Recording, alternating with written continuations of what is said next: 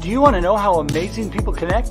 Well, you're in the right place. Welcome to Marketing with Russ, aka #RussSelfie.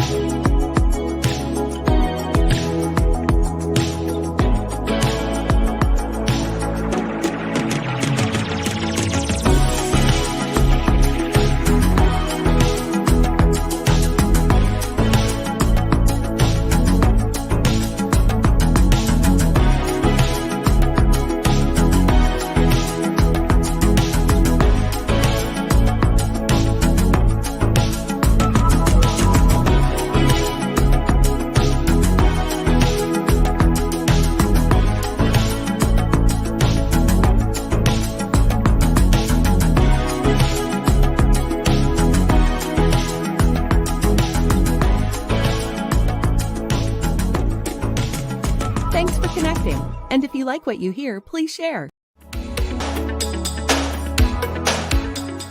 Special thank you to our sponsors, Gregory Home Team of Keller Williams. For everything real estate, go to sellwithgregory.com. And Haugen's Gallery Portrait Studio. For all your personal branding photography, go to haugensgallery.com.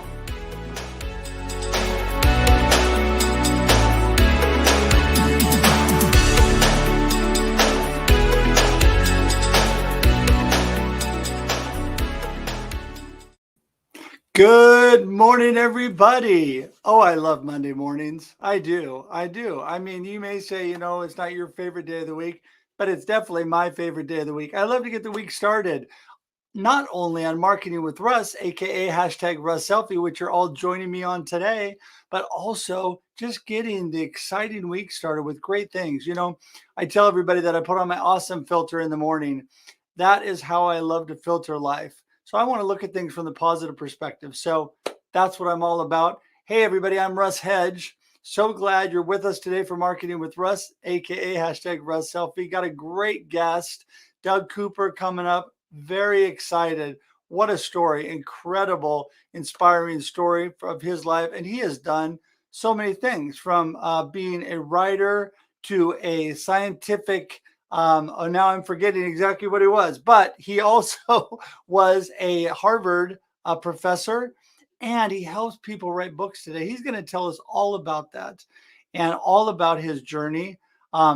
Things that I can't remember, I'm sure he can, so that'll be good. But anyway, I wanted to remind you that we're here every Monday and Thursday, 8 a.m. Pacific Daylight Time. That's right, 8 a.m. Pacific Daylight Time. So excited every week to have you here on Marketing with Russ, aka #RussSelfie.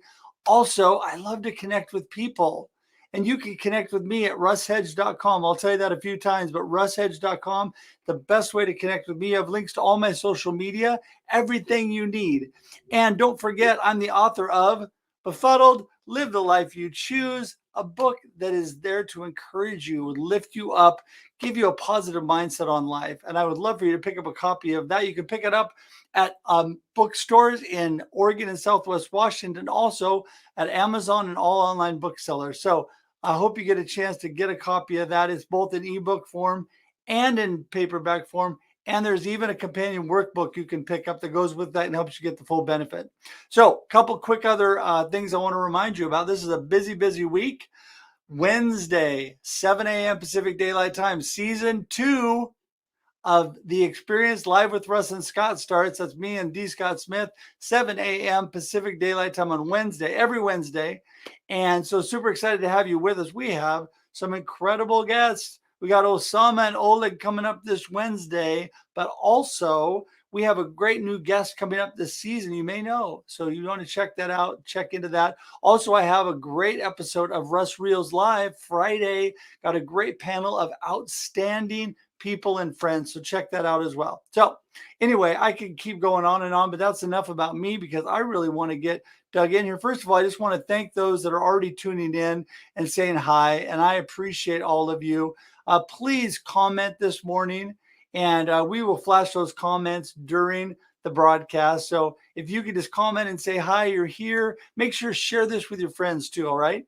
Share this with your friends. Let them know about the amazing things that are going on this morning. So anyway, thanks so much. And we are going to get started. Bring Doug in. Here we go. Morning, Doug. Hey, Russ. Glad to be here. So the morning's going great for you. You're a few hours ahead of me, so you're partway into your day.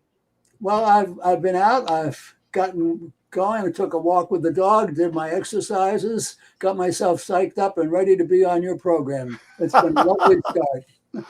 All right. I am so excited. Boy, hey, you and me both. We have a similar mindset. I was out, went to the club, worked out, and then went walking with my dog too. So our dogs are happy.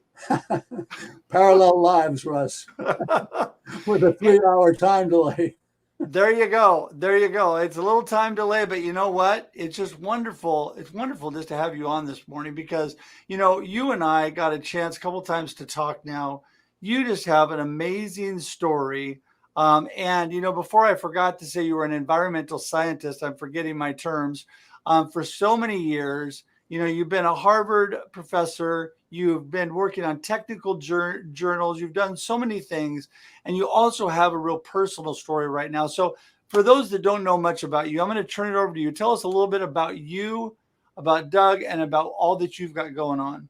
Well, thanks, Russ. It's been an interesting life. And I think a part of what we're doing here is just visiting. To some degree, it's a struggle, and we learn from the struggle.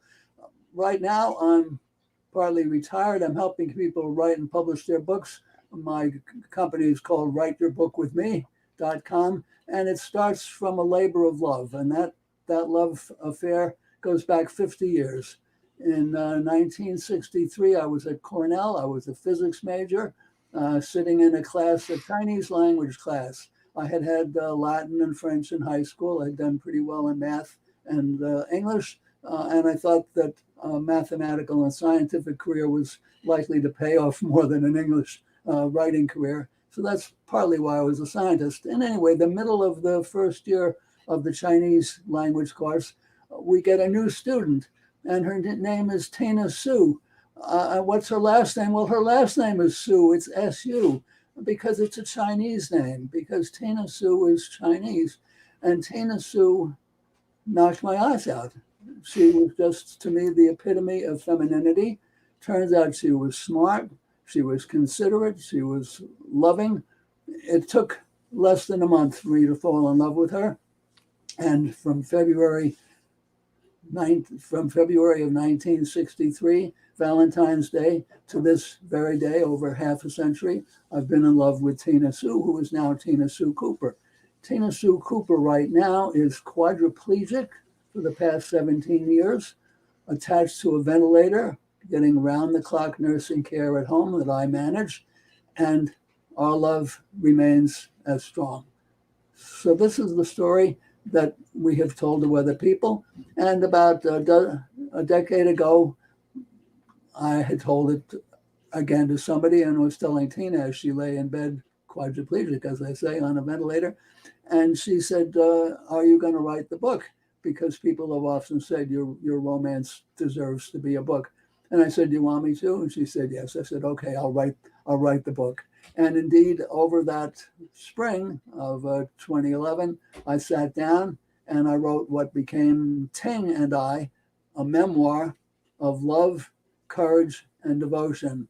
And it was really a work of love, the first book I had written, except for my doctoral dissertation at Harvard. And it was a book that 20% of which includes tributes, many of them written by her friends and the nurses and people who care for her, because Tina is our heroine, and she has handled an extraordinary situation caused by multiple sclerosis with great heroism. Well, let's go back to 1963. We're in love. We go steady, is what we called it back then, through the rest of my junior and senior year, Tina's freshman and sophomore year.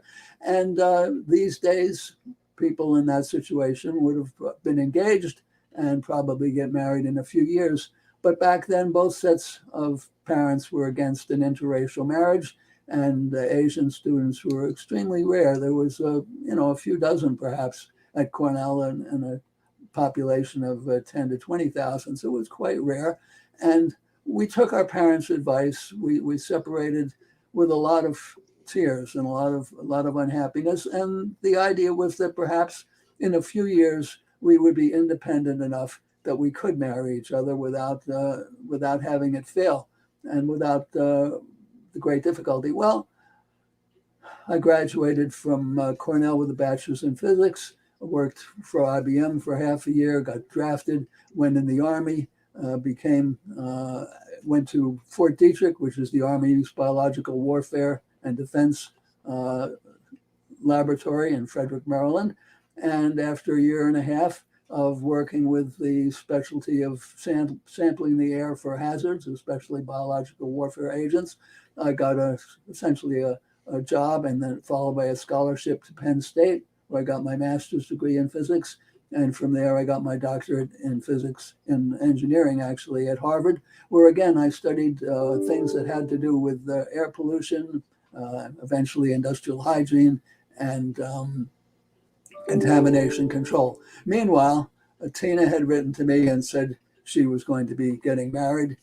She had met while herself at Harvard for a master's degree. She had met a tall Chinese professional, and he fit all the requirements for the families, and they got married, and she spent the next 17 years under his thumb because he was looking for a Chinese wife. And Tina, who had been in America since she was 2, was an American girl with a Chinese flavor. Right. I married eventually a woman I met at Penn State, had 8 great years and a few bad months when I discovered that she was having an affair with her flying instructor. And I probably should have figured that there was going to be a problem. Her family was quite rich, and they weren't crazy about our family, which was not rich. Unfortunately, when you're in a situation like that, you really can't make the relationship go. Anything you try is viewed as just trying to hang on to the money. So it's a losing proposition. So we got divorced, dated. Eventually, while I was on the faculty at Harvard, went on a business trip through Chicago where Tina was. I called her. It had been 17, 18, 19 years since we've seen each other, and called her on a payphone and said, this is Doug, and just passing through and wondering how you're doing. And we talked a bit, and we talked a bit more, and it was as though we had never been apart. It was that comfortable and that close and that loving. We corresponded, we telephoned back and forth. Not too long after that, she told me she had multiple sclerosis. And I looked it up and discovered that it came in a wide range of severities, from minimal symptoms, several people on TV, for example, who have it, who you wouldn't know have it, to situations like Tina's now, quadriplegic on a ventilator, tubes going here and there. And I pictured that second situation in my own mind because I wanted to marry Tina, but I wanted to know that I could handle that. Right. I spent a very difficult night, and in the next morning I said yes to myself. I want to do this. I called her up and I said, I want to marry you. Will you marry me? And she said, yes, yes, yes. It took a year or so to get everything straightened out. And eventually the 2 sons that she had, the younger one came with her, the older one stayed with her husband. And we had 10 years in which Chinese and multiple sclerosis were irrelevant. We had another 10 years where Tina was in a wheelchair, and that was an interesting challenge, but we handled it. And then in 2004, she nearly died with an exacerbation of multiple sclerosis that left her quadriplegic on a ventilator and for a while unable to communicate at all.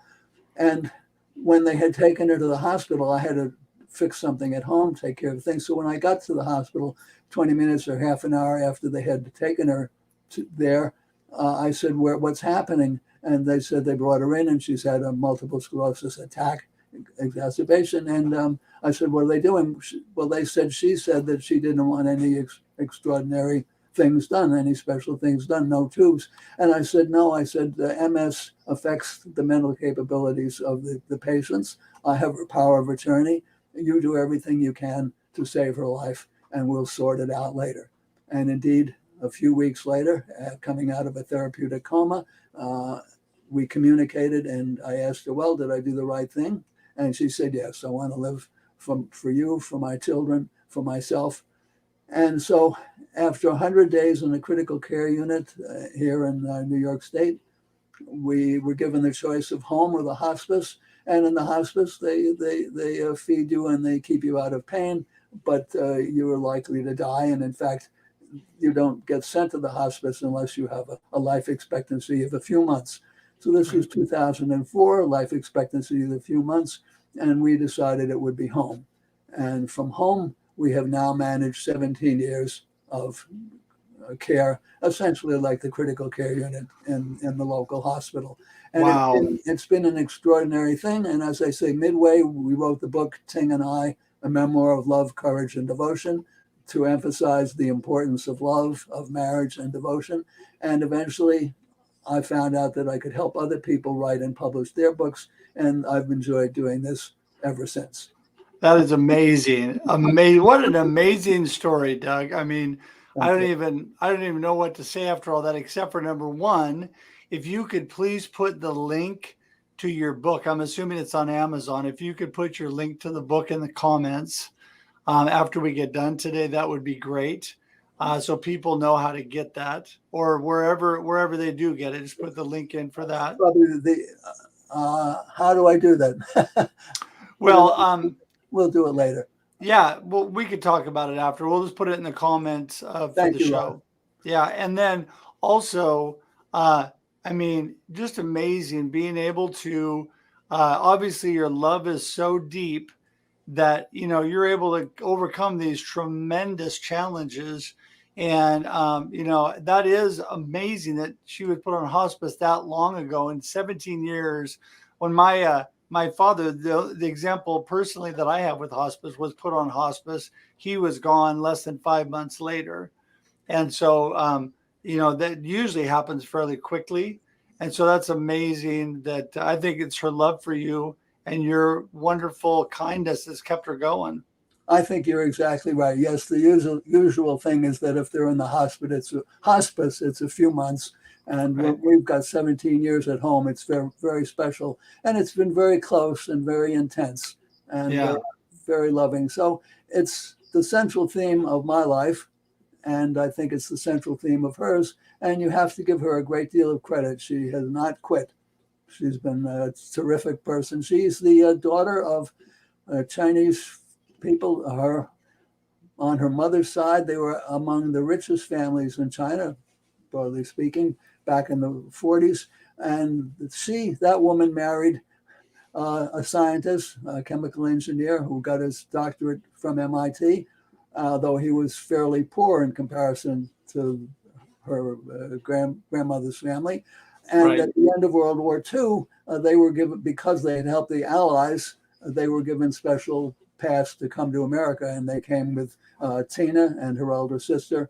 And a few years later, the younger brother was what. So they were already a very special family. And she's a very special woman. Yeah. Oh, absolutely. That's incredible.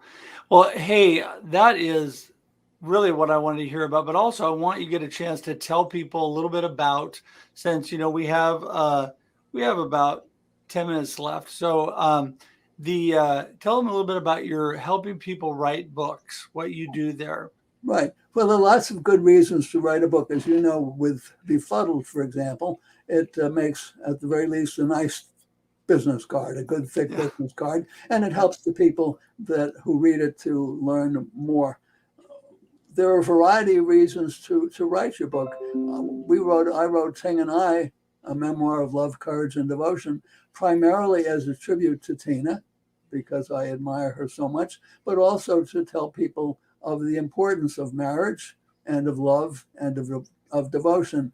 When I finished that and only sold a few hundred copies, I asked myself, what could I do? And I realized that I could help others The next person I worked with was a woman who had reason to believe she was Ava Gardner's unacknowledged daughter. Hmm. It was a very interesting story. There were things that were quite convincing, but there was no real evidence. I got a detective involved with it, and at the end, we still weren't sure. Eventually, they sent the Ava Gardner Museum agreed to have a DNA test done on saliva from an Ava Gardner relative and a saliva from this woman, and according to that test, she's not Ava Gardner's daughter, although who knows who spit into the tube down in Virginia. You never know. So the next book was The Detective. And he and I wrote a book called The Shield of Gold. And that was very, very nice, a story about a New York City detective. And then the next one was a story about a woman who was from a family of 11 growing up in the Depression. And then her friend wanted to write a book. And her theme was how she went from being a liberal to being conservative over the past 40 years. And very often we had sort of a chain migration of people writing books. At the end, I did a count on my website, Write Your Book With Me, and I see we've done 41 books so far, and we have some more. Most of them are nonfiction. Most of them are biographical. Usually they have an important point that they want to make, maybe 2 or 3. And the fiction is very often for pleasure. And I'm enjoying doing it very, very much. It keeps me mentally active, and it keeps me involved with interesting people such as you. Yeah. Yeah. It's interesting because knowing how much work it is to write a book, a book of any size at all, people can really utilize somebody like you because there's so much that goes into it. I was blessed with a really good editor, a good graphic artist and book formatter, and a lot of loving family members who helped read my book over and over. And but it takes a lot of work. There's a lot that goes into it. You got to find a publisher, got to do all that. I self-published, but it's a lot of work. So that is amazing that you're able to help people out like that. And I looked at a lot of the books you have, and you have done a lot. And that's just do you usually jump in from the very beginning of the process, or do you come in towards the end of the process? Where do people? I usually start pretty close to the beginning. I've Okay. occasionally done just editing, correcting somebody's book, but mostly I help them start out, and I coach them. Usually, I coach them once a week, and they'll have things that they have to do. It's a little bit like having a personal trainer. You get to the gym if the personal trainer is going to be there, and you do your writing assignment in some sense if you're going to have a weekly meeting with your coach. And so that's indeed what we do. So we start out talking about what are your goals, why are you writing this, okay? And then what do you want to say? What are the main points? And then Right. we just begin. We break it down that way, and week after week we get something written. I do some editing, and eventually we publish it through a company called Outskirts Press. It's a subsidy publisher, and what I send them, they will publish. So That's awesome. it works out nicely. And then it's on Amazon and Barnes and Noble and Right. Outskirts Press itself, and it's fun.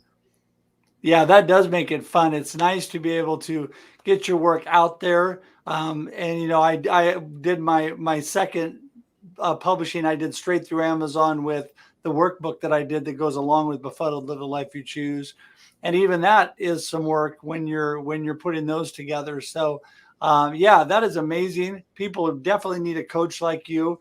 Um, and once again, I just want to I'm going to put this out there for my wonderful, fabulous assistant who helps me. She's a great team member, and Ever is out there communicating during the show. And Ever, if you can look up the link to his book, to Doug's book during the show, that would be great. Russ, excuse me, probably the easiest thing to do is to go to my website, which is writeyourbookwithme.com.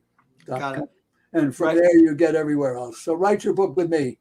Perfect. There you go. We solved it. Okay. I wanted to make sure we got that covered today because I've got that on my to-do right after we get off because I definitely want to do that. And our friend Luke's joining in this morning. I'm pretty sure you and I got connected through Luke initially. He's a New Yorker, fellow New Yorker over there.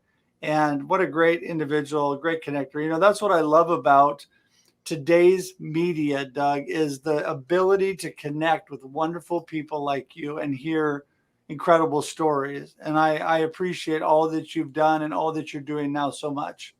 And these connections really do enrich our lives. They do.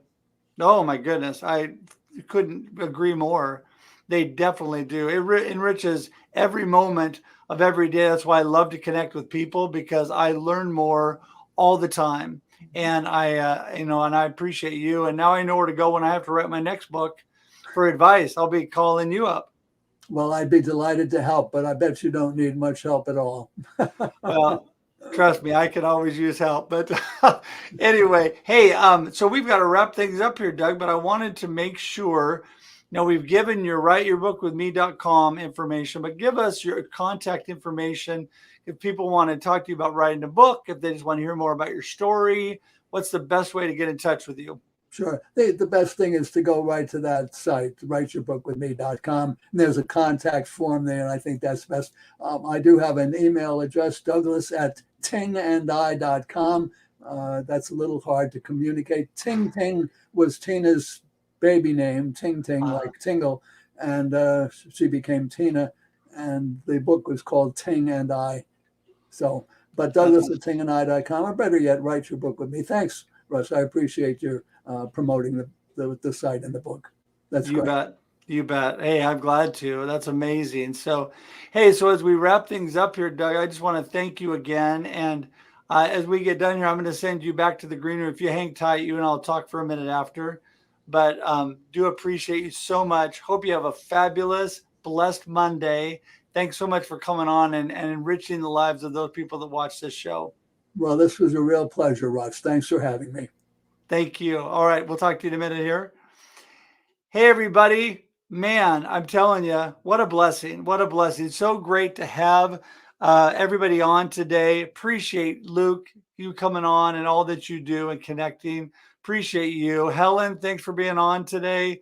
Appreciate you. Eliza, who's having some health challenges right now, but doing great, keeping a good attitude. Appreciate you so much. And it's just been a great, great time as always. I appreciate everybody tuning into the show. And I know so many tune in on replay. So I want to remind you, please share this. Share this with your friends. Tell them about the amazing people that we have on, amazing people who connect. And the connection between Doug and his wife, amazing, an amazing love story. It should be a movie, really. An amazing love story that, someday maybe his book will become a movie. But I just want to share people like that with you guys all the time. And I appreciate you all for tuning in. Don't forget, again, coming up this week, we have the Experience Live with Russ and Scott, 7 a.m. Wednesday with great guests. We also have another Marketing with Russ Thursday with another outstanding guest. And we have the Russ Reels Live on Friday. There you go, at 11 a.m. Pacific Daylight Time. There you go. So that's all the things coming up this week.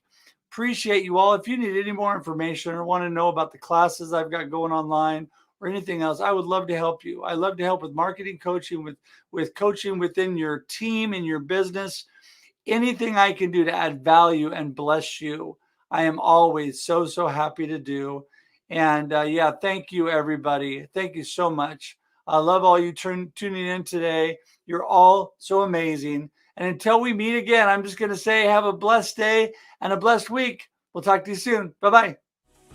Thanks for joining us for this week's episode of Marketing with Russ, aka #RussSelfie. Be sure to subscribe in your favorite podcast app so that you don't miss a single episode. Have an amazing day.